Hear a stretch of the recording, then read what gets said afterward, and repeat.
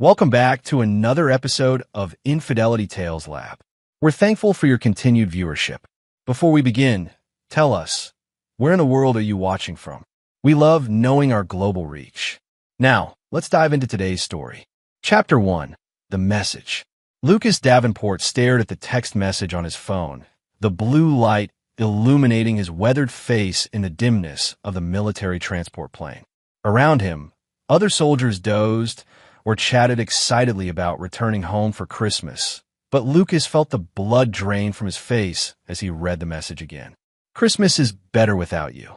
Mom doesn't want you here either. Don't come. The text was from Aiden, his 16-year-old son. After 3 consecutive deployments with special forces spanning 4 years, with only brief visits home, this was to be Lucas's triumphant return, his first real Christmas with his family in years.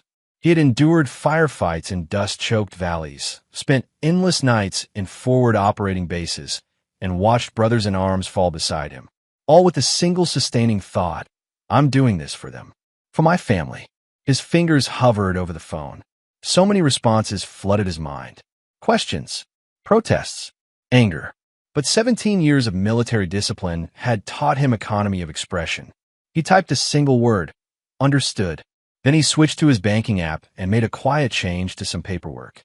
A few taps on the screen transferred funds from a joint account to a private one his wife, Melissa, didn't know existed. Lucas had always been prudent. The plane hit turbulence, but Lucas barely registered the jolt. His mind was already racing ahead, tactical planning kicking in. The same skills that had kept him alive in combat now redirected toward a different kind of battlefield. Sergeant Wilson, seated beside him, noticed his expression. Everything all right, Davenport? Bad news from home. Lucas locked his phone. Just a change of plans. Thought you were headed straight to Colorado Springs? Lucas said, his voice even. Now I'm not. Colonel Ray Peters found Lucas in the terminal after they landed at Andrews Air Force Base. The colonel had been Lucas's commanding officer for 7 years and knew him better than most. Davenport, thought you'd be halfway to Colorado by now. Your connecting flight left 20 minutes ago. Lucas glanced up from his laptop. Taking a detour, sir. Colonel Peters studied him. Your wife know about this detour? No, sir. The colonel sat beside him. Trouble at home? Nothing I can't handle. Lucas continued typing, finalizing a rental car reservation. You've been through hell these past few deployments, Davenport. Kandahar. That mess in Syria. The extraction in Yemen. You've earned your homecoming. Lucas stopped typing. Turns out I'm not welcome at home. The colonel's eyebrows rose. Want to talk about it? Not particularly, sir. Fair enough. Peters handed him a business card. My brother-in-law. Best divorce attorney in Virginia. Just in case your detour becomes permanent. Lucas took the card, tucking it into his wallet. Appreciate it, sir. Whatever's happening, remember who you are, Davenport. You're a planner. Don't do anything rash. Lucas smiled thinly. I never do, sir. Everything I do is calculated.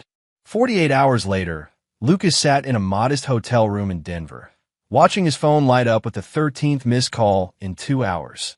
This one from a Colorado number he didn't recognize. He let go to voicemail. When the notification appeared, he played it back. Mr. Davenport, this is Graham Phillips from Phillips & Waterman Attorneys at Law. I'm representing Melissa Davenport in this matter. It is imperative that we speak immediately regarding the financial actions you've taken. Please call our office as soon as possible. Lucas checked his watch. Then he opened his laptop and refreshed the banking page. The transfer had cleared. The second phase of his plan could begin. He wasn't just a soldier. He was a strategist. And Melissa had forgotten that. Chapter 2. The Discovery. Lucas remembered his wedding day 16 years ago. Melissa had been radiant in her simple white dress, her auburn hair catching the sunlight. Back then, he'd been a young lieutenant with dreams of making a difference, and she'd been a dedicated nurse with a compassionate heart. They'd built a life together brick by brick. The house in Colorado Springs, the birth of Aiden, and 3 years later, their daughter Nora. The long deployments had started taking their toll during his 3rd tour. Lucas had tried to bridge the distance. Video calls whenever possible, care packages sent for birthdays and anniversaries, planning special trips during his leaves. But something had changed over the past year. Melissa's calls grew shorter, her letters less frequent. He'd attributed it to the stress of managing everything alone. Now, sitting in a nondescript rental car outside his own home, Lucas realized how naive he'd been. A silver Audi he didn't recognize sat in his driveway, next to Melissa's SUV. Through binoculars, Lucas watched as a tall man with salt and pepper hair emerged from his front door, followed by Melissa. They embraced on the porch, not a friendly hug, but an intimate one that ended with a lingering kiss. Lucas remained perfectly still, his breathing controlled as he had been trained to do while on surveillance missions. He snapped several photos with his phone and then started the car. As he pulled away, he caught sight of Aiden watching from an upstairs window. Their eyes met briefly before Lucas drove off. His next stop was Riverdale High School. He waited in the parking lot until the final bell rang and students began streaming out. It took him 10 minutes to spot Nora among the crowd. His 14-year-old daughter had grown taller since he'd last seen her, her hair now styled differently, but he'd recognize her anywhere. He watched as she climbed into a friend's car, laughing at something. No sign that her world was crumbling. No indication that she'd participated in sending that text. But he needed to be sure. That evening, Lucas followed the silver Audi to an upscale neighborhood in the northern part of the city. The man, who Lucas now knew from a simple DMV record search, was Dr. Nathaniel Wilcox, chief of surgery at Memorial Hospital where Melissa worked, pulled into the driveway of a large Tudor-style home. Lucas parked and walked to a coffee shop with a view of the house. He opened his laptop and, using skills acquired during intelligence operations, accessed public records about Dr. Wilcox.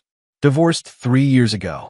2 previous marriages, both ended the same way. A pattern was emerging. His phone rang again, Melissa. He declined the call and checked his email instead. The message from his old army buddy, now working in digital security, contained exactly what he'd asked for: access to Melissa's text message history. It was in black and white. The affair had been going on for 18 months. Messages planning rendezvous while Lucas was deployed. Discussions about their future together. And most damning of all, conversations about how to tell Lucas they wanted a divorce. Time for maximum financial advantage to Melissa. But the text that truly chilled his blood wasn't from Melissa to Nathaniel. It was from Melissa to Aiden, sent the day before Lucas received that crushing message. Your father's coming home tomorrow. Remember what we discussed. It's better this way. Dr. Wilcox will be a better father figure for you and Nora. Be strong. Lucas closed his laptop. His son hadn't betrayed him on his own. He'd been manipulated. But that didn't excuse his actions. Not entirely. As darkness fell, Lucas made his way to a different hotel, paid in cash, and began meticulously planning his next moves. Colonel Peters had been right about one thing. Lucas was a planner. But he'd been wrong about another. Sometimes calculated looked a lot like rash to people who didn't understand strategy. Lucas's phone buzzed with a text from a number he didn't recognize. This is Ted Phillips, your wife's attorney. You need to respond immediately or face legal consequences. Lucas typed back a single word, understood. Then he turned off his phone and continued planning. Chapter 3, The Strategy. The modest office building in downtown Denver housed Hanover Investigations, a private firm run by Dominic Foster, a former Marine who'd served with Lucas in Iraq during his first tour. Lucas hadn't called ahead, but Dominic's face lit up with recognition when he walked through the door. Davenport, heard you were still getting shot at overseas. The burly ex-Marine embraced him in a bear hug. Just got back, Lucas said, returning the hug with less enthusiasm. Dominic pulled back, studying his friend's face. This isn't a social call, is it? I need your help, Dom. An hour later, they sat surrounded by printouts of text messages, bank statements, and property records. Dominic whistled low. Your wife and the good doctor have been busy. Joint checking account opened 6 months ago. Weekend trips while you were deployed. And it looks like they've been house hunting together. He pointed to a series of emails. These are for viewings of properties in Aspen. Second homes. Vacation spots. Paid for with what money? Lucas asked, though he already knew the answer. Dominic met his eyes. Yours, brother. Your military salary. Your investment portfolio. And it looks like they've been accessing your grandfather's trust fund. The one you've been saving for the kids' college. Lucas felt a cold fury settle in his chest. The money didn't matter. What mattered was the betrayal. The calculated deception. What's your play here, Luke? Because running off half your assets and changing some beneficiaries won't be enough if she's got a good attorney. I'm not just changing beneficiaries, Lucas said quietly. I'm changing everything. But I need hard evidence. And I need it fast. Dominic nodded. I can get you everything in 72 hours. But it'll cost you. Money's not an issue. It's not just about the money. Dominic leaned forward. What are you planning to do with this information, Luke? Because if you're thinking about something permanent, I'm not going to kill anyone. If that's what you're asking, Lucas interrupted. I'm a soldier, not a murderer. Good. Because I wouldn't help with that. Dominic relaxed slightly. But I will help you burn their world to the ground legally. Just don't cross that line.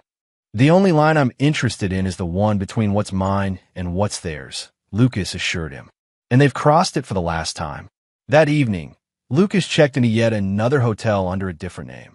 He had always maintained operational security, a habit from his military career that now served a different purpose.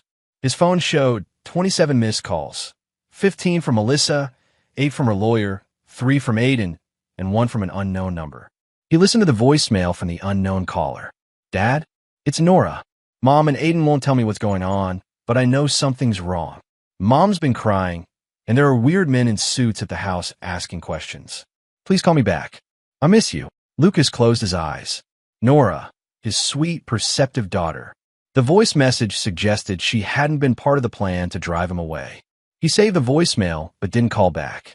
Not yet. First, he needed to be sure. His laptop pinged with an incoming email from Dominic. The subject line read, First batch of evidence. More coming tomorrow. You were right. Attached were surveillance photos of Dr. Wilcox entering Lucas's home using his own key. Time-stamped images showed him comfortable in Lucas's space, wearing Lucas's robe, drinking from Lucas's coffee mug, little violations that somehow cut deeper than the affair itself. But most valuable was the audio file. Legal in Colorado with one-party consent, of Melissa and Nathaniel discussing their plans. Once the divorce is final, we'll sell this place, combine our assets, and build something that's truly ours, Melissa was saying. No more ghosts of Lucas haunting every room. What about the kids? Nathaniel asked. Aiden's already on board. He barely remembers his father anymore, just the broken promises and missed birthdays. Nora will be tougher, but she'll adjust. Children are resilient. And the money? His military pension, the investments? Melissa's laugh was cold, unfamiliar. Colorado is an equitable distribution state. After 16 years of marriage, with him absent for most of it, I'll get at least half of everything. My lawyer says we have a good case for more, given his extended absences. The recording continued, but Lucas had heard enough. They weren't just planning to replace him. They were planning to rob him of everything he'd worked for, including his children. Lucas opened his secure email and composed a message to Colonel Peters. Sir, remember that conversation we had at Andrews? I may need your brother-in-law's services after all. But first, I need a favor only you can provide. He hit send, then called the number for Phillips and Waterman attorneys. This is Lucas Davenport, he said when the receptionist answered. I believe Mr. Phillips has been trying to reach me. One moment, Mr. Davenport. The line clicked, and a smooth, professional voice came on. Mr. Davenport, thank you for finally returning our calls. Your actions have caused my client considerable distress. Have they? Lucas kept his voice neutral. Emptying joint accounts without notice is not looked upon favorably by family courts. I strongly advise you to reverse these transactions immediately. I'll consider that advice, Mr. Phillips. This isn't a negotiation, the lawyer continued. Unless you want to find yourself on the losing end of a very expensive legal battle, you'll transfer those funds back by close of business today. Mr. Phillips, Lucas said calmly, has your client informed you of the full nature of her relationship with Dr. Nathaniel Wilcox? A pause. I'm not at liberty to discuss. Or about their plans for my children. Or how they've been systematically accessing my grandfather's trust fund for their personal use. A fund explicitly designated for my children's education. Silence. I thought not, Lucas continued. You'll be receiving a package of evidence tomorrow morning. After you've reviewed it, if you still wish to represent Melissa Davenport, we can continue this conversation. Until then, I have nothing further to say. He hung up before the lawyer could respond and turned his attention back to his computer. Phase 1 was complete, securing his assets and gathering evidence. Now came Phase 2, the strategic counterattack. Colonel Peters had taught him an important lesson years ago. In warfare, the objective isn't to fight fair, it's to win decisively. Lucas intended to do exactly that. Chapter 4, The Leverage. 3 days after his return to American soil, Lucas sat across from attorney Victoria Reeves in her downtown Denver office. Colonel Peters' brother-in-law had connected him with Reeves, describing her as a shark who smiles only when she smells blood in the water. The elegant, silver-haired woman reviewed the dossier Lucas had compiled with Dominic's help, her expression remaining impassive until she reached the financial records. Then her eyebrows rose fractionally. Dr. Wilcox has been writing prescriptions for non-existent patients and billing insurance companies, she noted, tapping a manicured nail against the document. And your wife has been falsifying nursing records to cover for him. That's insurance fraud. Yes, Lucas confirmed. And these property purchases in Aspen, using a shell company funded by your grandfather's trust, that's misappropriation of fiduciary funds. Also, yes. Victoria closed the folder. Mr. Davenport, with evidence this comprehensive, we could not only secure you a very favorable divorce settlement, but potentially see your wife and her paramour facing criminal charges. I'm not interested in criminal charges, Lucas clarified. Not yet. I want leverage. For what purpose? My children, Lucas said simply. Melissa has poisoned my son against me. I need time to fix that. Victoria studied him. Most clients in your position want blood. I'm not most clients. I've seen enough bloodshed to last several lifetimes. Very well. She steepled her fingers. Here's what I propose. We prepare divorce filings, but don't submit them immediately. Instead, we arrange a meeting with your wife and her attorney, without Dr. Wilcox present. We present selected evidence and outline terms. What terms? Full physical custody of your children during divorce proceedings. Exclusive access to your family home. Complete separation of your financial assets from hers. And a gag order preventing her from discussing the case with anyone, including Dr. Wilcox. Lucas considered this. They won't agree. They will when the alternative is federal prosecution for insurance fraud. Victoria smiled thinly. People facing prison become remarkably flexible negotiators. Lucas nodded. Set up the meeting. But there's something else I need to do first. That afternoon, Lucas sat in his rental car outside Riverdale High School. When the final bell rang, he spotted Nora immediately. She was walking alone, head down, none of the carefree joy he'd observed days earlier. He stepped out of the car. Nora. His daughter froze, then turned slowly. Her eyes widened. Dad! For a moment, neither moved. Then Nora ran to him, colliding with his chest as his arms wrapped around her. She was sobbing. You came back, she managed between breaths. You got my message. I did. He held her tightly. I'm sorry I didn't call back sooner. She pulled away slightly. Mom said you abandoned us, that you took all our money and disappeared. Lucas felt a sharp stab of anger, but kept his expression gentle. That's not what happened, Nora. But it's complicated. Are you and Mom getting divorced? Probably, he admitted. But that doesn't change how I feel about you, or Aiden. Aiden hates you right now, she said bluntly. He believes everything Mom and Dr. Nate say. Dr. Nate? That's what they want us to call him. Nora rolled her eyes, as if he's suddenly family. Lucas suppressed a surge of fury. Has he been staying at the house? Almost every night since you left. Mom said it's because she's scared you might come back and hurt her. The accusation hit Lucas like a physical blow. Nora, I would never. I know, Dad. Her faith in him was unwavering. I told them that, but they don't listen to me. They treat me like a child. You're a child, Lucas said softly. My child. And I'm going to fix this. How? Do you trust me? She nodded without hesitation. Then I need you to do something for me. Lucas handed her a small, encrypted flash drive. This contains some information. I need you to plug it into your mother's laptop and press the button that says Execute. Can you do that? What will it do? Nora asked, examining the device. It will help me protect you and Aiden, Lucas said. And it won't harm anyone. I promise. Nora tucked the drive into her pocket. I'll do it tonight. One more thing, Lucas said. Don't tell anyone you saw me today. Not your brother, not your mother. No one. Can you keep that secret? Yes. She hugged him again. When will I see you again? Soon, Lucas promised. Very soon. As he watched Nora walk away, Lucas felt both pride and sorrow. His daughter's loyalty was a bright spot in this darkness, but the fact that she had been drawn into this mess filled him with regret. Children shouldn't have to choose sides between parents. But Melissa had forced that choice, and now she would face the consequences. Later that night, Lucas's laptop pinged with an alert. The program on the flash drive had been activated. Within seconds, data began flowing to a secure server. Emails, text messages, financial records, browser history. Everything on Melissa's laptop. Among the files was a folder labeled Divorce Strategy. Inside were documents detailing plans that had been in motion for over a year, consultations with attorneys, discussions with financial advisors about hiding assets, and, most disturbingly, a psychological evaluation of Lucas that portrayed him as potentially unstable due to PTSD from his deployments. They had been building a case to paint him as an unfit father, a dangerous man whose military service had left him broken. Lucas's phone buzzed with a text from Victoria.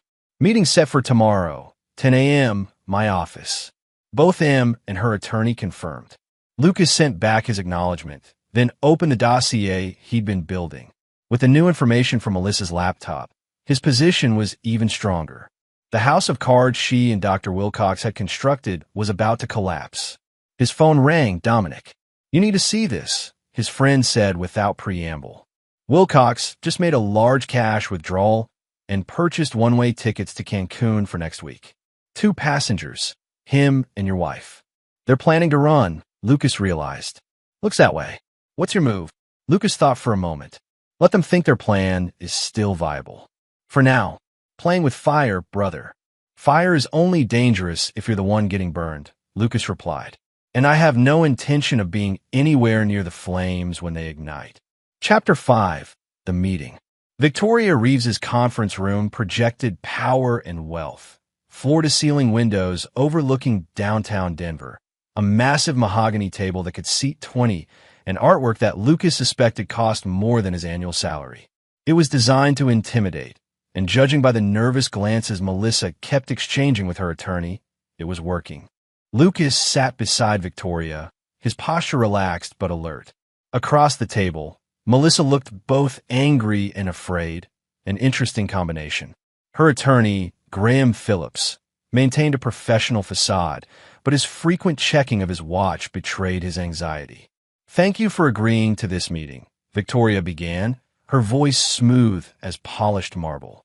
We have a proposal that could save everyone considerable time, expense, and public embarrassment. Phillips cleared his throat. Before we proceed, my client demands the immediate return of funds Mr. Davenport improperly removed from joint accounts. Victoria smiled, the predatory expression Lucas had been warned about. Mr. Phillips, I'd advise against making demands in your current position. She slid a folder across the table. Please review these documents while we wait. As Phillips opened the folder, Lucas studied his wife. Melissa had always been beautiful, tall and slender with auburn hair and green eyes that had once looked at him with love. Now those same eyes avoided his gaze, focusing instead on her manicured nails. Phillips's face paled as he turned each page. Where did you get these records? Does their provenance matter more than their contents? Victoria countered. These allegations are factual, Victoria interrupted. Every document in that folder has been verified. The insurance fraud alone carries a minimum 5-year federal sentence. Melissa's head snapped up. Insurance fraud? What are you talking about? Phillips placed a restraining hand on her arm. We need to confer privately. By all means, Victoria gestured to a side door. The adjoining room is available. As they left, Lucas remained silent, his eyes fixed on the Denver skyline. He prepared himself for this moment, seeing Melissa confronting the betrayal face to face. What he hadn't expected was the hollow feeling in his chest. Not pain or anger, just emptiness. "You're handling this well," Victoria observed quietly. "I've had worse days," Lucas replied. "Most clients break down or rage. You're remarkably composed." "Military training," Lucas explained. "Emotion clouds judgment, and I need clear judgment right now." Melissa and Phillips returned 15 minutes later. Phillips looked resigned, while Melissa's earlier fear had transformed into cold fury. "We're prepared to discuss terms," Phillips announced. Victoria outlined their demands. Lucas would retain the family home and primary custody of both children during divorce proceedings. Melissa would move out immediately. The trust fund would be frozen pending final settlement, and a temporary gag order would prevent either party from discussing the case with anyone outside their legal counsel. "This is extortion," Melissa hissed, finally meeting Lucas's eyes. "You're using our children as pawns." "That's an interesting accusation," Lucas responded, his voice calm, "coming from the woman who coached our son to tell me not to come home for Christmas." "You weren't coming home for us," Melissa shot back. "You were coming home because your deployment ended. There's a difference, and that difference justifies what you did. 16 years, Lucas. 16 years of raising our children alone while you played hero in foreign countries. Of never knowing if you were dead or alive. Of restarting our lives every time you got transferred. What did you expect? Honesty," Lucas said simply. "If you wanted out, you could have said so. Instead, you lied. You stole. You turned our son against me. I protected our son from more disappointment." Melissa's voice cracked. "From more empty promises and missed birthdays." Lucas leaned forward. "Here's what's going to happen, Melissa. You're going to sign these papers. You're going to move out of our house. And then you're going to tell Aiden the truth about why I stayed away when I was supposed to come home for Christmas. And if I refuse?" Lucas nodded to Victoria, who produced another folder. "Then these documents go to the FBI, the Colorado Medical Board, and the press." Phillips placed a restraining hand on Melissa's arm again. "My client will sign the temporary agreement. One condition," Melissa said, her voice steady despite the tears in her eyes. "Nathaniel isn't mentioned in any of this. Leave him out of it." Lucas exchanged a glance with Victoria, who gave an almost imperceptible nod. "Agreed," Lucas said. "For now." As Melissa signed the documents, Lucas felt no triumph, no vindication. Just the weight of what came next, rebuilding his relationship with his children, particularly Aiden, while navigating the wreckage of his marriage. His phone vibrated with a text from Dominic. "Subject 2 just booked a third ticket to Cancun. Child's fare." Lucas's blood ran cold. They weren't just planning to flee, they were planning to take one of his children with them. And given Aiden's animosity toward him, it wasn't hard to guess which child. He showed the message to Victoria, whose expression hardened. "Sign here, Mr. Davenport," she said, indicating the final page. "We have additional matters to address immediately." As they left the conference room, Victoria whispered, "My office." Now, once inside her private office with the door closed, Victoria's professional calm gave way to urgent efficiency. "If they're planning to take your son out of the country against a custody order, we need an emergency hearing," she said, already dialing her assistant. "Judge Watkins owes me a favor. We can get before him this afternoon." "We need more than a hearing," Lucas said. "We need surveillance on both Melissa and Wilcox, and we need to secure Aiden." "Mr. Davenport, whatever you're thinking, they won't just abduct my son in broad daylight," Lucas interrupted. "They'll wait until the last possible moment, probably the night before their flight. We need to be ready." Victoria studied him. "You've thought this through." "I plan for contingencies, Ms. Reeves. It's what kept me alive all these years." She nodded slowly. "I'll get the emergency order. You focus on keeping track of your son." Lucas was already texting Dominic. "Need eyes on subject 3 immediately. School, home, all movements." The response came quickly. "On it." "What about subject 1? Lucas considered his options. Melissa was angry, but constrained by the agreement she'd just signed. Dr. Wilcox, however, had no such constraints. Priority on 2 and 3, he replied. 1 is neutralized for now. What Lucas didn't share with either Victoria or Dominic was the final phase of his plan, the one that would ensure Melissa and Nathaniel never threatened his family again. For that, he needed different allies. As he left Victoria's office, Lucas made a call to a number few people possessed, the direct line to Colonel Peters' secure phone. "It's Davenport," he said when the colonel answered. "I need to activate contingency, Delta." There was a pause.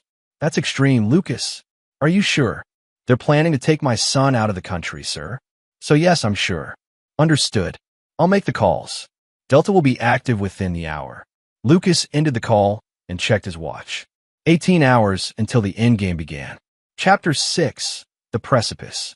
The emergency hearing before Judge Watkins lasted less than 30 minutes. With evidence of the planned flight to Cancun and the newly signed custody agreement, the judge had no difficulty issuing an emergency order prohibiting either child from leaving the country and restricting their travel beyond Colorado without Lucas's written permission. Armed with the court order, Lucas drove to Riverdale High School. The final bell had just rung, and students were streaming toward buses and waiting cars. He spotted Aiden immediately, taller than when Lucas had last seen him, with the same dark hair and strong jawline that Lucas saw in the mirror every morning. Lucas approached slowly, giving his son time to notice him. When Aiden looked up and saw him, the boy froze, his expression cycling through shock, anger, and confusion. "What are you doing here?" Aiden demanded when Lucas reached him. "I need to talk to you," Lucas said quietly. "I have nothing to say to you." Aiden turned away. Lucas placed a gentle but firm hand on his shoulder. "This isn't optional, Aiden. We're going to talk. Now, Mom said you can't force me to go with you. Your mother doesn't make those decisions anymore," Lucas said, showing Aiden the court order. "As of 2 hours ago, I have primary custody of both you and your sister during the divorce proceedings." "Divorce?" Aiden's voice cracked. "So you're really leaving us?" The accusation, so backward, so twisted from reality, struck Lucas like a physical blow. "Is that what she told you? That I'm leaving?" Aiden looked away. "She said you were never really here anyway." "Let's go somewhere we can talk privately," Lucas suggested, gesturing to his car. After a moment's hesitation, Aiden followed. They drove in silence to a nearby park, found an empty bench, and sat side by side, watching kids play on a distant playground. "Do you know why I didn't come home for Christmas?" Lucas finally asked. Aiden stared at his hands. "Because I told you not to." "And why did you send that text?" Silence. "Aiden, I need you to be honest with me," Lucas pressed. "Was that message your idea, or did someone suggest it?" "Mom said." Aiden swallowed. "Mom said you were only coming home because you had to, that you didn't really want to be with us, that we'd all be happier if you just stayed away." Lucas took a deep breath, controlling his anger. "And you believed her? What was I supposed to believe?" Aiden's voice rose. "You've been gone for 4 years, Dad. 4 years. You missed everything. My basketball championships, my first girlfriend, Nora's middle school graduation. Everything." "I know," Lucas acknowledged. "And I'll regret that for the rest of my life. But I was serving our country, Aiden. I wasn't absent by choice. You could have transferred to a stateside post. Other military parents do it." "Yes, I could have," Lucas admitted. "And I was trying to arrange exactly that. My final deployment was supposed to be my last overseas tour. I was planning to request a training position at Fort Carson so I could be home every night." Aiden looked skeptical. "Really?" Lucas pulled out his phone and showed Aiden an email exchange with his commanding officer, dated 3 months earlier, discussing the transfer request. "I want to surprise you all at Christmas," Lucas explained. "A permanent homecoming, not just another leave." Aiden's shoulders slumped. "Mom never said anything about that." "I imagine there are a lot of things your mother hasn't told you," Lucas said carefully. "Like her relationship with Dr. Wilcox." Aiden's head snapped up. "What about Dr. Nate? How long have you known about them, Aiden?" "A few months," Aiden admitted. "Mom said they fell in love while you were gone. That sometimes these things happen." "And the trip to Cancun next week? Did she tell you about that?" Aiden's confused expression answered the question. "Your mother and Dr. Wilcox purchased 3 tickets to Mexico," Lucas explained. "For them and you. One-way tickets. That's not. Aiden stopped, uncertainty clouding his features. She wouldn't just take me away without telling me. She was planning to tell you at the last minute, Lucas said gently. Probably with some story about how I'd agreed to it, or how it was just a vacation. How do you know that? Because I've seen the evidence, Aiden. The ticket purchases. The rental property they secured in Cancun. The Mexican school they contacted about enrollment. Aiden looked devastated. Why would she do that? Because she and Dr. Wilcox have been misappropriating money from the trust fund your great-grandfather set up for your college education, Lucas explained. They were about to be caught, so they planned to run. I don't believe you, Aiden said, but his voice lacked conviction. Lucas handed him a folder containing printouts of the evidence, carefully selected to prove his claims without revealing the full extent of Melissa and Nathaniel's crimes. As Aiden read through the documents, his expression hardened. She lied to me. Yes, Lucas confirmed. She did. And that text she had me send you was part of her plan to keep me away until they could finalize their escape. Aiden closed the folder, his hands trembling slightly. What happens now? Now I take you home, Lucas said. To our home. Your mother will be moving out tonight, per the court order. And Dr. Nate? He won't be welcome in our home anymore. Aiden nodded slowly. What about Nora? She'll be with us too. Does she know about all this? Lucas hesitated. She knows some of it. She never believed the lies about me. That brought a flash of shame to Aiden's eyes. I'm sorry, Dad. For the text. For believing Mom. You're 16, Aiden. You trusted your mother, as you should have been able to. Lucas placed a hand on his son's shoulder. The blame isn't on you. As they drove home, Lucas's phone buzzed with updates from Dominic. Melissa had been observed packing suitcases. Dr. Wilcox had withdrawn another $50,000 in cash. They were accelerating their plans, despite the court order. Lucas texted back, maintain surveillance. Alert me to any approach to either child or the airport. Then he called Colonel Peters. Delta is in position, the colonel confirmed. Just give the word. Not yet, Lucas replied. Let them make the first move.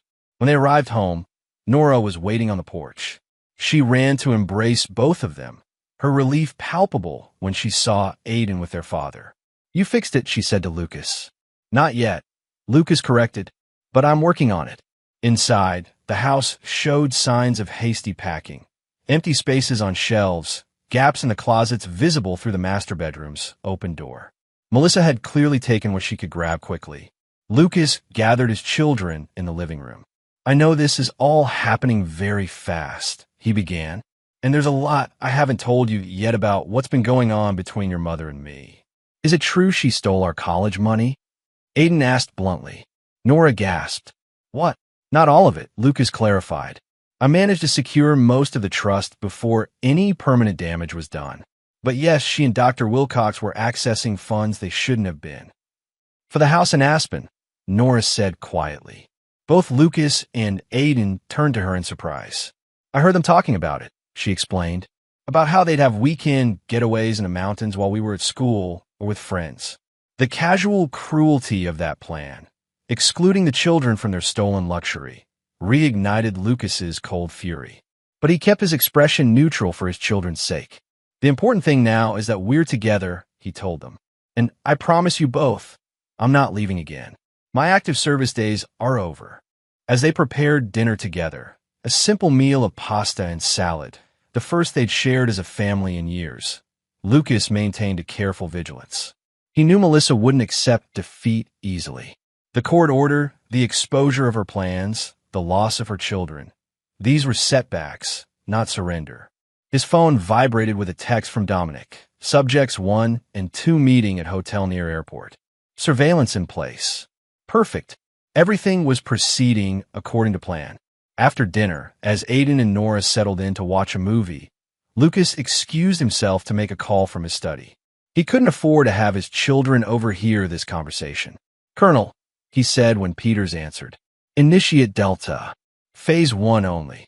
Understood, the colonel replied. Timeline, 20 minutes. Lucas ended the call and rejoined his children, his expression betraying nothing of what was about to unfold. Exactly 19 minutes later, his phone rang. The caller ID showed unknown. "Excuse me," he told Aiden and Nora. "I need to take this." In the privacy of the kitchen, he answered. "Davenport." "Sir, this is Agent Reynolds, DEA. We've executed the warrant at the location you identified through your military intelligence channels. I'm calling to inform you that we've detained 2 individuals found in possession of significant quantities of controlled substances, including oxycodone and fentanyl, without prescription authorization." "I see," Lucas said. "And their identities?" "A Dr. Nathaniel Wilcox and a woman identified as Melissa Davenport. She claims to be your wife, sir." "She is," Lucas confirmed. "For now, given your position with military intelligence and your role in providing this information, we wanted to confirm how you'd like us to proceed." "Process them according to standard protocols, Agent Reynolds. No special treatment." "Understood, sir. We'll keep you updated as the case progresses." Lucas ended the call and leaned against the counter, closing his eyes briefly. Phase 1 complete. His wife and her lover were now in federal custody, facing charges that would keep them occupied for quite some time. Charges based on evidence that had been carefully, legally obtained through proper channels. The prescription fraud they'd been committing for months had finally caught up with them. The fact that the investigation had been expedited through Lucas's military connections was merely a matter of fortunate timing. He composed his features and returned to the living room. "Everything okay, Dad?" Nora asked, noticing his expression. "Yes," Lucas assured her. "Everything is exactly as it should be." Chapter 7, The Fallout. The morning headlines were sensational. Prominent surgeon and nurse arrested in prescription drug scheme. Lucas watched his children's reactions as they read the news on their phones over breakfast. Aiden looked stunned. "Mom was arrested?" "Last night," Lucas confirmed. "The DEA had been investigating Dr. Wilcox for prescription fraud for some time. Your mother was implicated. Will she go to jail?" Nora asked, her voice small. "That depends on many factors," Lucas said carefully. "The evidence against them is substantial, but first-time offenders sometimes receive reduced sentences." "Did you know this was going to happen?" Aiden asked, studying his father with newfound perception. "I knew there was an investigation," Lucas acknowledged. "I didn't know when they would make arrests." This wasn't technically a lie. Lucas had indeed known about the DEA's interest in Dr. Wilcox's prescription practices, information he'd obtained legally through his military connections. The timing of the arrests, however, had been accelerated through those same connections. "Can we see her?" Nora asked. "She'll have an arraignment hearing today," Lucas explained.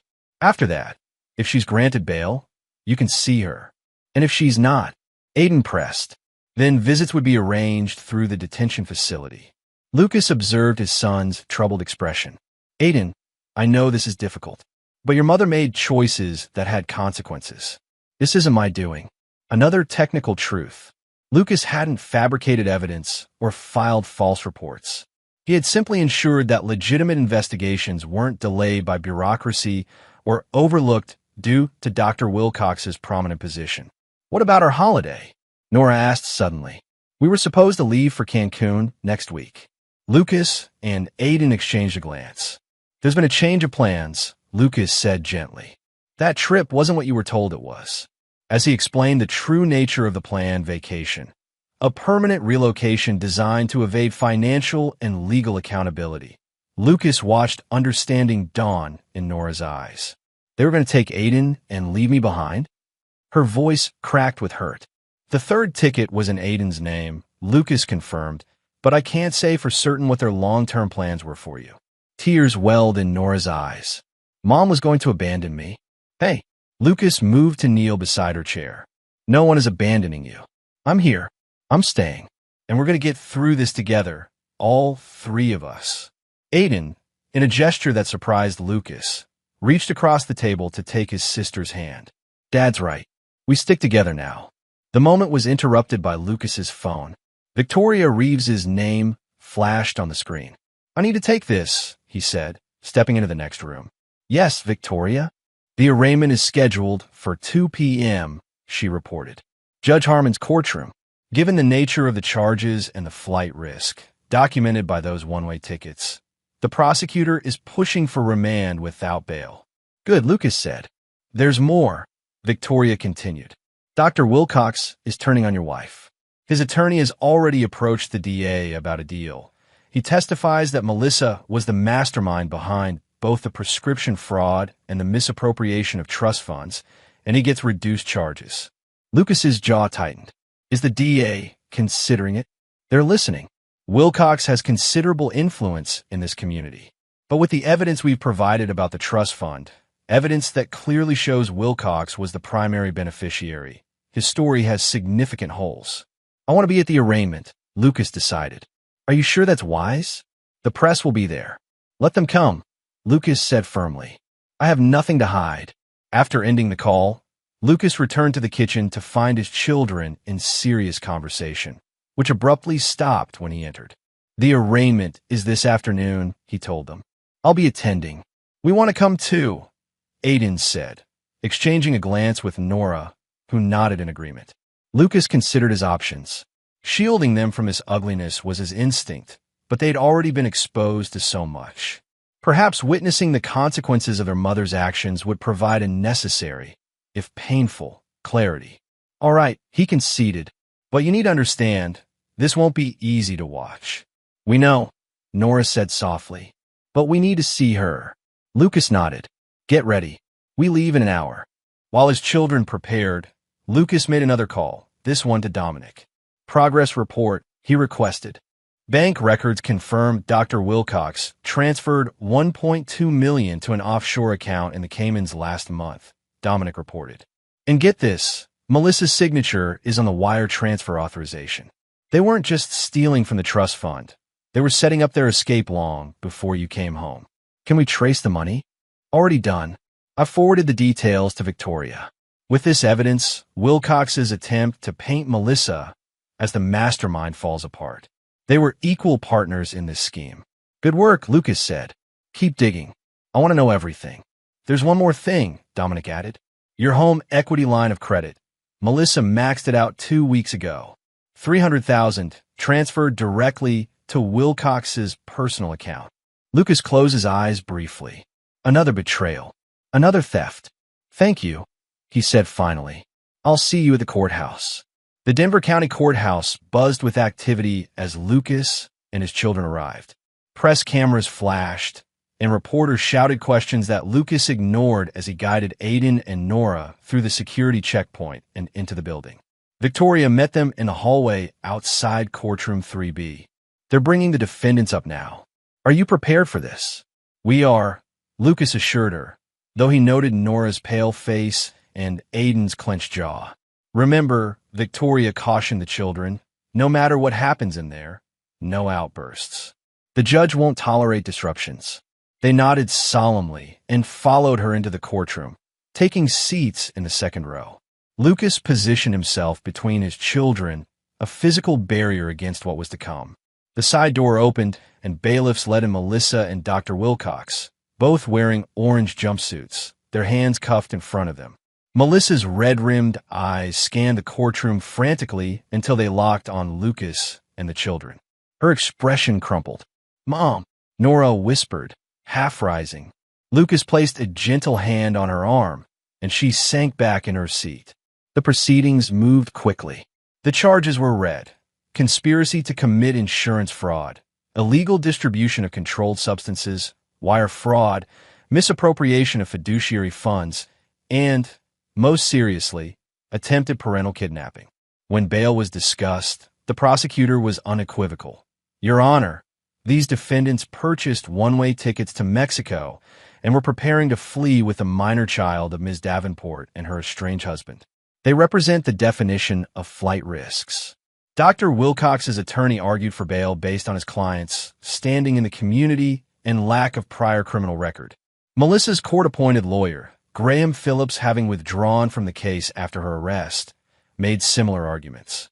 Judge Harmon was unmoved. Bail is denied for both defendants. They will be remanded to custody pending trial. As the bailiffs prepare to lead them out, Melissa turned toward Lucas and the children. Aiden, Nora, please tell them this is a mistake. Your father is doing this to punish me. Aiden stared straight ahead, his expression hard. Nora buried her face against Lucas's shoulder. Defendants will refrain from addressing the gallery, Judge Harmon warned. As Melissa was led away, her eyes met Lucas's one final time. The hatred he saw there confirmed what he already knew. She would never forgive him for this, just as he would never forgive her for what she'd done to their family. Outside the courthouse, reporters swarmed around them. Victoria expertly deflected most questions, but one reporter managed to address Lucas directly. "Mr. Davenport, how does it feel to see your wife facing such serious charges?" Lucas considered his response carefully, aware of his children listening. "Justice is never a cause for celebration," he said finally. "But the truth needed to come to light for my children's sake." In the car driving home, Aiden broke the heavy silence. "Dad, was all of this necessary?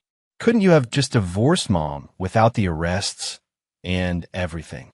Lucas glanced at his son in the rearview mirror. "Aiden, what your mother and Dr. Wilcox were planning wasn't just morally wrong. It was criminal. They're going to take you out of the country against court orders. They stole from your trust fund. They committed fraud.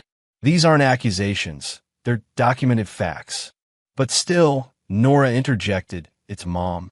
She raised us while you were gone." The implied accusation stung, but Lucas acknowledged its validity. "You're right, Nora, and I'll always be grateful to her for that. But being a good mother for many years doesn't excuse criminal behavior later." "What happens to us now?" Aiden asked. "We rebuild," Lucas said simply, "one day at a time." That evening, as his children retreated to their rooms to process the day's events, Lucas sat in his study reviewing the latest updates from Victoria and Dominic.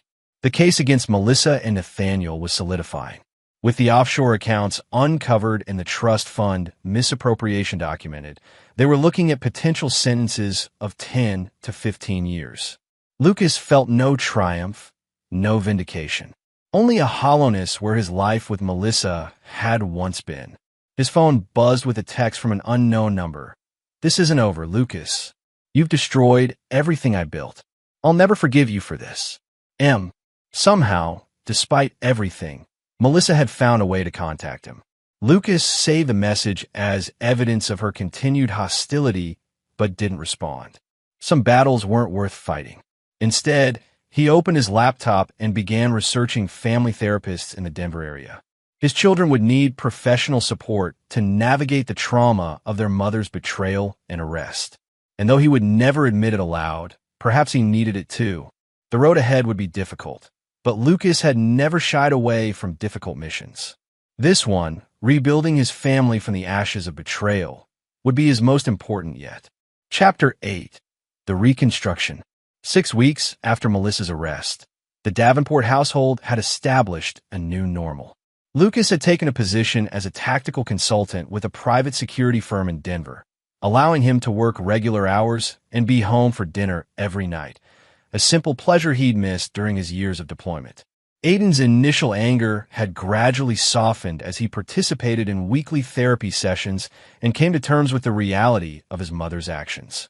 Nora, though still quietly grieving the loss of her mother's presence, had shown remarkable resilience, throwing herself into school activities and spending more time with Lucas. On this particular evening, as they cleared the dinner dishes together, Lucas noticed Aiden's thoughtful expression. "Something on your mind?" he asked his son. Aiden hesitated. "Mom's preliminary hearing is next week." "Yes," Lucas acknowledged. "Victoria called this morning with the details." "Are you going?" "I haven't decided." Lucas studied his son. "Are you thinking about attending?" Aiden shrugged, attempting casualness. "Maybe. I haven't seen her since the arraignment." "You could visit her at the detention center," Lucas suggested. "I've told you before. I won't stand in the way of your relationship with your mother." "I know." Aiden placed a plate in the dishwasher with unnecessary care. "But seeing her in that place, it's hard." "Of course it is," Lucas agreed. "And no one would blame you for keeping your distance until you're ready." "What about you?" Aiden looked up. "Are you ever going to forgive her?" The question was direct, characteristic of the increased honesty in their relationship. Lucas considered his response carefully. "No," he said finally. "What your mother did wasn't just a betrayal of our marriage. It was a calculated plan to steal your future and separate you from me permanently. Some actions cross lines that can't be uncrossed. Aiden nodded slowly. That's what I thought you'd say. Does that bother you? No, Aiden said, surprising Lucas. Actually, it makes me feel safer somehow, knowing you have boundaries that can't be violated. Lucas placed a hand on his son's shoulder, struck by the maturity in his assessment. At 16, Aiden was navigating moral complexities that many adults struggled with. Dr. Levine says holding on to anger hurts me more than mom, Aiden continued, referencing his therapist. But I don't know how to let it go. Forgiveness is a personal journey, Lucas said. Don't rush it and don't fake it. Whatever you feel, anger, sadness, confusion, it's valid. Their conversation was interrupted by Nora bounding into the kitchen, holding her phone triumphantly. Dad, Coach Williams just texted. I made the varsity soccer team. Lucas grinned, embracing his daughter. That's fantastic, Nora. When's your first game? As Nora excitedly detailed the upcoming season schedule, Lucas caught Aiden's eye over her shoulder. His son offered a small smile, an acknowledgement of their interrupted conversation and an acceptance of its conclusion. Later that night, after both children had gone to bed, Lucas sat in his study reviewing documents Victoria had sent regarding the case. Melissa's defense team was pushing for a plea deal, hoping to reduce her potential sentence by testifying against Dr. Wilcox. The prosecutor wanted Lucas's input before proceeding. It was a position of power he hadn't sought but now held, the ability to influence his ex-wife's future. The vindictive path would be to oppose any deal to ensure she served the maximum sentence possible. But Lucas had never been motivated by vengeance, only by protection. His phone rang. Colonel Peters. Thought you'd want to know. The colonel said without preamble. The DEA task force found 3 more hospitals where Wilcox was running his prescription scam. This goes way beyond your wife, Lucas. He's been doing this for years. With different accomplices? Lucas asked. Looks that way. They've identified 2 other nurses who participated. Both claim they were coerced, threatened with termination if they didn't cooperate. Was Melissa coerced? No evidence of that, Peters replied. All indications point to her as a willing participant. The money trail is particularly damning. Her signature on those offshore transfers can't be explained away. Lucas absorbed this information silently. What are you thinking? Peters pressed. I'm thinking my children have suffered enough, Lucas said finally. If Melissa accepts responsibility for her actions and testifies truthfully against Wilcox, I won't oppose a reduced sentence. That's surprisingly merciful, given what she did. It's not mercy, Lucas corrected. It's pragmatism. My children need closure, not a prolonged legal battle. And I need to focus on rebuilding their trust, not pursuing retribution against their mother. After ending the call, Lucas drafted an email to Victoria outlining his position. He would not actively advocate for leniency, but neither would he stand in the way if Melissa demonstrated genuine remorse and cooperation. As he prepared to send the email, a text message arrived from Dominic. New development. Wilcox's ex-wife contacted me. Says she has information you need to hear. Meeting arranged for tomorrow, 10 a.m., usual place. Lucas's interest was piqued. Catherine Wilcox had divorced Nathaniel 8 years earlier after a bitter public battle that had made local headlines. What information could she possibly have that would be relevant now? The following morning, after dropping his children at school, Lucas arrived at the small coffee shop where he occasionally met Dominic for updates. Catherine Wilcox was already there, an elegant woman in her early 50s with silver-streaked dark hair and sharp eyes that assessed Lucas as he approached. Mrs. Wilcox, he greeted her, extending his hand. Thank you for meeting me. It's Ms. Monroe now, she corrected, accepting his handshake. I reverted to my maiden name after the divorce. And thank you for agreeing to this meeting. Lucas sat across from her. Dominic mentioned you have information. Yes. Catherine, or rather, Ms. Monroe, opened her handbag and removed a flash drive. 12 years of financial records Nathaniel thought I didn't keep. Offshore accounts, shell companies, property purchases under assumed names. A complete roadmap of his financial crimes. Lucas stared at the flash drive. Why give this to me now? Why not take it to the authorities years ago? Our divorce settlement included a non-disclosure agreement, she explained. I received a substantial payment in exchange for my silence. But that agreement had a clause. If Nathaniel was ever charged with a felony, the NDA would be void. And now he has been, Lucas observed. Exactly. A small, satisfied smile curved her lips. I've been waiting 8 years for this moment, Mr. Davenport. 8 years watching him move on to new victims while I remain bound by legal constraints. Victims, Lucas repeated. Catherine's expression hardened. Your wife isn't the first woman Nathaniel has manipulated into criminal activity. There was a pharmaceutical rep before her, a hospital administrator before that, and me at the beginning. His pattern is consistent. Find a woman with access to something he wants, charm her, involve her in his schemes, then discard her when she becomes a liability. And you have evidence of all this? She tapped the flash drive. Everything, including recorded conversations in which he discusses his methodology quite explicitly. Lucas took the flash drive, turning it over in his fingers. Why bring this to me instead of the prosecutor? Because the prosecutor is only concerned with the current charges, Catherine explained. You, however, have a different motivation. You want to protect your children from ever being manipulated by Nathaniel again. This evidence ensures he'll never be in a position to harm anyone in your family. Lucas studied her. You've done your research on me. Thoroughly, she acknowledged. I know about your military career, your intelligence background, your reputation for strategic thinking. I know you're not motivated by revenge, but by security. And I know that, unlike me, you won't be silenced by an NDA or intimidated by threats. What do you want in return? Lucas asked directly. Nothing, Catherine replied. Consider it a gift from one of Nathaniel's victims to another. Or rather, to your wife, who, despite her willing participation, was still playing a role in his script. Lucas pocketed the flash drive. I'll have this information verified and then forwarded to the appropriate authorities. Naturally, Catherine agreed. Due diligence is important, but you'll find everything is meticulously documented.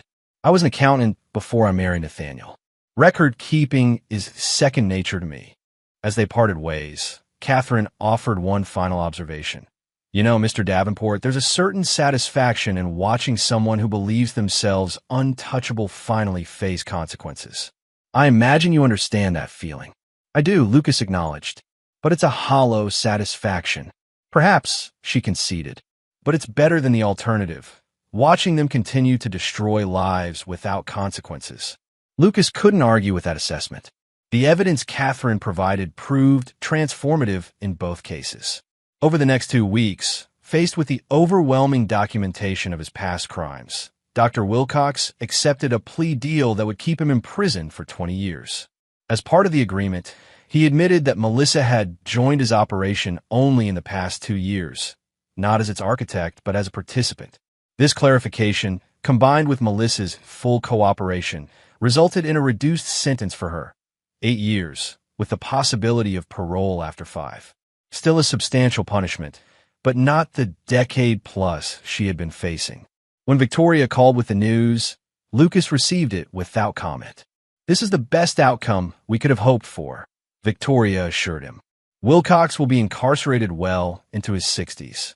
His medical license is permanently revoked, and Melissa's sentence, while significant, allows for the possibility that she might repair her relationship with your children while they're still relatively young. If they want that relationship, Lucas noted. Of course, Victoria agreed. That will be entirely their choice. But the opportunity will exist, which I think is important for their long-term emotional health. After ending the call, Lucas found himself on the back porch, staring at the mountains in the distance. The legal battles were concluding. The immediate threats were neutralized. Now came a harder part, helping his children heal from wounds that no court could address. Nora joined him, wrapped in a sweater against the evening chill. Is it over? She asked simply. The legal part is mostly over, Lucas confirmed. Your mother accepted a plea deal today. 8 years, possibly less with good behavior. Nora absorbed this silently, then said, she wants us to visit. She's been writing letters. I know, Lucas acknowledged. Have you decided if you want to see her? Not yet. Nora leaned against the porch railing. Part of me misses her. Another part is so angry I can barely breathe sometimes. Is that normal? Completely normal, Lucas assured her. There's no right way to feel about this, Nora. Whatever you're experiencing is valid. What about you? She asked, echoing Aiden's earlier question. How do you feel? Lucas considered his answer carefully. I feel determined, he said finally. Determined to be here for you and your brother. Determined to rebuild what was broken. Determined to ensure nothing like this ever threatens our family again. Nora studied him. You don't hate her? Hate requires emotional investment, Lucas explained. And I've chosen to invest my emotions elsewhere. In you, in Aiden, in our future together. His daughter nodded slowly, seeming to understand. That's kind of how I want to feel too. Like mom just doesn't matter anymore. Not in a mean way, but in a moving on way. That's a healthy perspective, Lucas told her. And it's okay if you're not there yet. Healing takes time. As they stood together watching the sunset paint the mountains in gold and purple, Lucas felt a quiet certainty that they would be all right. Not immediately, not perfectly, but eventually and authentically. The family they rebuilt might look different from what they'd had before, but it would be stronger, more honest, and ultimately more resilient. That night, after Nora and Aiden had gone to bed, Lucas sat at his desk and composed a letter, not to Melissa, but to his children. A letter they wouldn't receive until years later, when they were adults and could fully understand the choices he'd made on their behalf. My dear Aiden and Nora, by the time you read this, the events of 2023 will be distant memories, but their impact on our family will have shaped who we've all become. I want you to know that every decision I made during that difficult time was guided by a single purpose, protecting your future. Your mother made choices I could not forgive. Not because I lack compassion, but because forgiveness would have signaled that such betrayals were acceptable. They were not. They never will be. Some might call my response to her actions harsh or unforgiving. Perhaps it was. But in life, we must establish boundaries that cannot be crossed without consequences. This is not cruelty. It is clarity. It is respect for ourselves and for the trust others place in us. I hope that, as adults, you've found your own balance between compassion and self-protection. I hope you've learned to forgive when it served your heart, but to stand firm when forgiveness would only invite further harm. Most of all, I hope you know how deeply you are loved, not just by me, but by all who have the privilege of knowing the remarkable people you've become. With enduring love, Dad. Lucas sealed the letter and placed it in a fireproof safe along with other important documents. Then he turned out the lights and prepared for bed, ready to face whatever challenges tomorrow might bring. Chapter 9. The Resolution. 2 years after Melissa's sentencing, Lucas stood in the crowded gymnasium of Riverdale High School, applauding as Aiden crossed the stage to receive his diploma. Now 18, his son had grown into a young man of remarkable character, thoughtful, resilient, and fiercely loyal to those who earned his trust. Beside Lucas, 16-year-old Nora cheered loudly for her brother, her face alight with pride. She had blossomed in her own right, excelling both academically and athletically, recently named captain of the varsity soccer team. As Aiden rejoined them after the ceremony, Lucas embraced him tightly. Congratulations, son. I couldn't be prouder. Thanks, Dad. Aiden's smile was genuine, a stark contrast to the angry, confused teenager he'd been 2 years earlier. We should get moving if we're going to make our dinner reservation, Nora reminded them, already heading toward the exit. The celebration at Aiden's favorite restaurant was perfect. Good food, easy conversation, and the comfortable rhythm of a family that had found its balance. When Aiden opened Lucas's gift, a vintage military compass that had belonged to Lucas's grandfather, his eyes widened in recognition. You always said this was your most treasured possession, he said, turning the brass instrument in his hands. It was, Lucas confirmed. Now it's yours. A reminder that even when the path forward isn't clear, you have the tools to find your way. Later that evening, after Nora had gone to bed, Aiden lingered in the living room with Lucas, something clearly weighing on his mind. Everything okay? Lucas asked. Aiden hesitated, then said, I got a letter from Mom last week. She's up for her first parole hearing next month. Lucas nodded. He'd received formal notification as the victim of record. How do you feel about that? Conflicted, Aiden admitted. Part of me thinks she's served enough time. Another part. He trailed off. Isn't ready to have her back in your life. Lucas finished for him. Yeah. Aiden looked relieved at the understanding. Is that terrible? Not at all, Lucas assured him. Your feelings are valid, Aiden. And whatever you decide, whether to reconnect with your mother or maintain distance, I'll support you. What about you? Aiden asked. Will you oppose her parole? Lucas had given this considerable thought. No, he said finally. I won't actively oppose it, but neither will I advocate for it. The parole board will make their decision based on her behavior and rehabilitation, not my input. Aiden nodded slowly. That seems fair.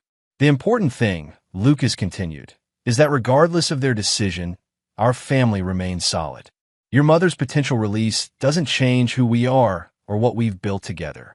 The following week brought unexpected news, not about Melissa, but about Dr. Wilcox.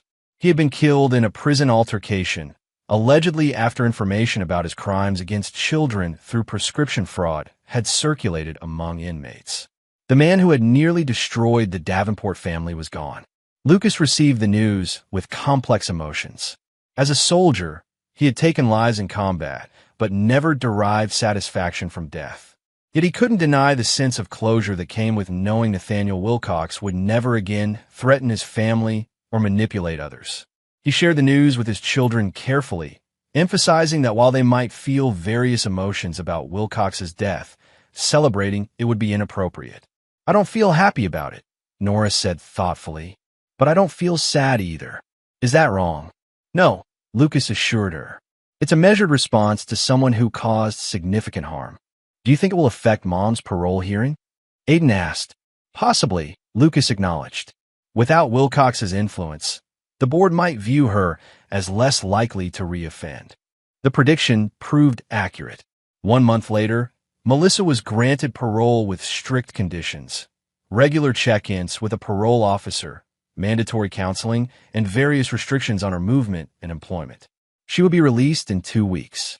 The news arrived as the Davenports were preparing for another milestone, Aiden's departure for college. He had been accepted to the United States Naval Academy, a choice that had initially surprised Lucas, but one he fully supported. Will you be okay with Mom out while I'm gone? Aiden asked as they packed his belongings. I mean, with just you and Nora here?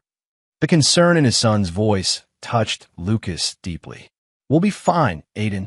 Your mother has no legal right to approach either of you without permission, and she knows better than to test those boundaries with me. Still, Aiden persisted, if she tries anything, she won't, Lucas said firmly. But if she does, I'm more than capable of handling it. Focus on your education and training. That's your mission now. The day Melissa was released coincided with Aiden's departure for Annapolis. Whether this timing was deliberately engineered by Melissa's legal team or merely coincidental, Lucas couldn't say. But he appreciated that it spared Aiden an immediate decision about whether to see his mother. Nora, however, faced that choice directly. Melissa had sent a letter requesting a meeting, a careful, tentative invitation that acknowledged Nora's right to refuse. What should I do, Dad? Nora asked, showing him the letter. Lucas handed it back without comment. That's entirely your decision, Nora. I won't influence you either way. She studied him. But you still won't see her. No, Lucas confirmed. My position hasn't changed. Because you don't believe she's really sorry? Because some breaches of trust can't be repaired, Lucas explained. Your relationship with your mother is different from mine. You should make your own choice based on what feels right for you. After several days of consideration, Nora decided to meet Melissa at a neutral location, a public park with Lucas waiting at a discreet distance. The reunion was brief, and from what Nora later shared, awkward but not hostile. She's different, Nora observed that evening. Quieter. Less. Polished. Prison changes people, Lucas said neutrally. She asked about you, Nora continued. Want to know if you were dating anyone. What did you tell her? The truth. That you've had a few dates, but nothing serious. Nora grinned. Though I think Ms. Rivera from my math department is hoping to change that. Lucas smiled but didn't take the bait. His few ventures into dating had been cautious and private. Creating stability for his children had been his priority, not rebuilding his romantic life. Mom also asked if she could come to my games sometimes. Nora continued, her expression growing serious. I said I'd think about it. And will you? Lucas asked. Maybe. Eventually. Nora shrugged. I'm not ready to have her that involved yet. But I might be someday. That's a healthy approach. Lucas approved. Take your time. Set your boundaries. Life settled into a new rhythm. Aiden thrived at the Naval Academy, calling weekly with updates. Nora maintained cautious, limited contact with Melissa, occasional meetings, always in public places, always on Nora's terms. Lucas focused on his work and his relationship with his daughter, creating a home environment where she continued to flourish. Then, 6 months after Melissa's release, Lucas received an unexpected visitor at his office. Graham Phillips, Melissa's original divorce attorney, requested a private meeting. Mr. Davenport, Phillips began once they were seated in Lucas's office. I represent a client who wishes to purchase your property in Aspen. Lucas raised an eyebrow. I don't own property in Aspen. Not directly, Phillips acknowledged. It's held in a trust established by your grandfather. The same trust your ex-wife and Dr. Wilcox attempted to misappropriate. I'm aware of the trust, Lucas said carefully. But it doesn't own Aspen property. Phillips smiled thinly. Actually it does. When the authorities investigated the misappropriation, they discovered that while your wife and Dr. Wilcox had diverted funds, those funds were ultimately used to purchase legitimate assets. The court restored those assets to the trust. This was news to Lucas. He'd been so focused on the criminal proceedings and his children's well-being that he'd left the financial restoration details to the forensic accountants. So there's a property in Aspen that legally belongs to my children's trust fund, Lucas summarized. And your client wants to buy it. Yes, Phillips confirmed. For substantially more than market value. Why? The property has sentimental significance to my client. Understanding dawned. Your client is Melissa. Phillips didn't confirm or deny. The offer is $7.2 million. The property was purchased for $5 million using diverted funds. Lucas leaned back, considering. The trust was established for his children's education and future security. A premium of over $2 million would significantly enhance that security. I'll need to consult with the trustee, Lucas said finally. Of course, Phillips agreed, sliding a business card across the desk. Please have them contact me directly with any questions. After Phillips left, Lucas called Victoria Reeves, who confirmed the property's existence and its legal status. The prosecution kept it quiet during the criminal proceedings, she explained. They were focused on establishing guilt, not asset recovery. But yes, the Aspen property was purchased with trust funds and has been legally restored to the trust. And the offer is legitimate. $7.2 million is well above market value, Victoria confirmed. From a purely financial perspective, it's an excellent deal for your children's trust. But the buyer is almost certainly Melissa, Lucas noted, which raises other considerations, such as why she wants this particular property so badly, what her true motives are. Victoria was silent for a moment. Lucas, I've represented you through this entire ordeal. I've seen firsthand how Melissa's actions devastated your family. If you want to reject this offer on principle, I would understand completely. It's not my money to refuse, Lucas pointed out. It belongs to Aiden and Nora. Then perhaps you should discuss it with them, Victoria suggested. They're old enough to have input on decisions affecting their future. That evening, Lucas arranged a video call with Aiden and had Nora join them in the living room. He explained the situation as neutrally as possible, presenting the financial facts without speculation about Melissa's motives. So Mom wants to buy this house she picked out with Dr. Wilcox. Nora clarified, her expression dubious. Apparently, Lucas confirmed. Using money she doesn't have. Aiden added from the screen of Lucas's laptop. Where is she getting $7 million? That's a valid question, Lucas acknowledged. One I intend to have answered before any sale proceeds. But if everything checks out, Nora persisted, would we sell? Lucas looked between his children. That's what I wanted to discuss with you both. This is your trust fund, your future. The decision should reflect your wishes. Aiden and Nora exchanged a glance through the video call. I think we should sell, Aiden said finally. Not for Mom's sake, but for ours. That much additional money in the trust would secure Nora's college education, and then some. I agree, Nora nodded. But I have one condition. What's that? Lucas asked. We never set foot in that house, Nora said firmly. I don't want any part of something Mom and Dr. Wilcox picked out together while they were stealing from us. Agreed, Aiden said immediately. Lucas nodded, proud of their mature perspective. Then I'll have Victoria proceed with the sale, contingent on verification of the fund's source. The investigation into Melissa's finances revealed an unexpected source for the purchase money, a life insurance policy on Dr. Wilcox that named Melissa as beneficiary. The policy had been established years before they met, with his first wife as the original beneficiary, but never updated through subsequent marriages. The irony wasn't lost on Lucas. Nathaniel Wilcox, who had manipulated and ultimately betrayed Melissa, was now posthumously funding her desires. After thorough legal review, the sale proceeded. The trust received the full amount, which was immediately diversified into more stable investments. The property in Aspen transferred to Melissa's ownership with no further connection to the Davenport family. Lucas never asked why the property meant so much to her. Some questions were better left unanswered. 5 years later, Lucas stood with Nora on another graduation stage, this time at Stanford University, where she had just received her degree in biomedical engineering. Aiden, now a commissioned officer in the Navy, stood beside them in his dress uniform. They posed for photos, their smiles genuine, their bonds stronger than ever. The journey from that devastating text message to this moment of triumph had been arduous, filled with pain and difficult choices.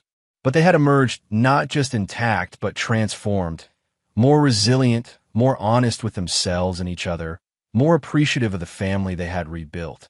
As they left the ceremony, Lucas's phone buzzed with a text from an unknown number. Congratulations to Nora. You've raised remarkable children. M. Lucas read the message but didn't respond. Some boundaries remained absolute. That evening, as he watched Aiden and Nora laughing together at dinner, Lucas reflected on the lessons of the past 7 years. He had discovered his own capacity for ruthlessness when his family was threatened. He had learned that protection sometimes required hard choices with painful consequences. And he had confirmed what he'd always believed, that some betrayals could never be forgiven. But he had also discovered something unexpected, that unforgiveness didn't have to equal bitterness, that maintaining boundaries didn't require maintaining anger, that moving forward didn't necessarily mean reconciliation, but it did require release. He had released Melissa from his life completely. He had released the need for further retribution. He had released the marriage and the dreams it once represented. What he had kept was what mattered most: his children, his integrity, and the knowledge that when tested, he had done what was necessary to protect his family, without hesitation, without compromise, and without regret. The text Melissa had sent years ago still lived in his phone. This isn't over, Lucas. You've destroyed everything I built. I'll never forgive you for this. His reply then had been silence. His reply now, if he were inclined to give one, would be simple. Understood. And there you have it. Another story comes to an end. What did you think? I'd love to hear your thoughts in the comments below. If you enjoy this story, consider joining our community by subscribing. It means the world to us. For more stories like this one, check out the recommended videos on screen. And I'll see you there.